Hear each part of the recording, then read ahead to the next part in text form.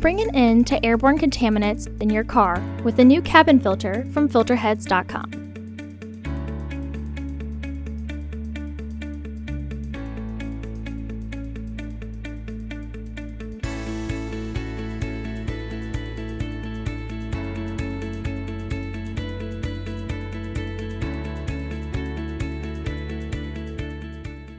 The cabin filter is located behind the glove box. Open the glove box. Unhook the dampener arm.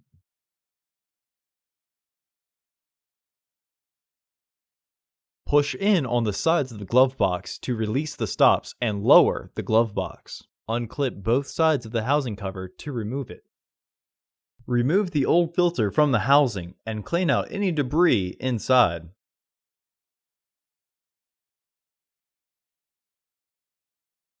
Install your new AQ1058 filter with its airflow indicating arrow pointing down.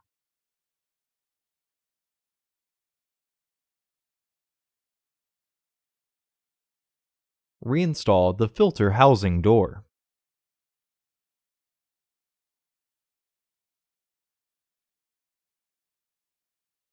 After lifting the glove box, push in on the sides to get the two securing tabs behind the frame.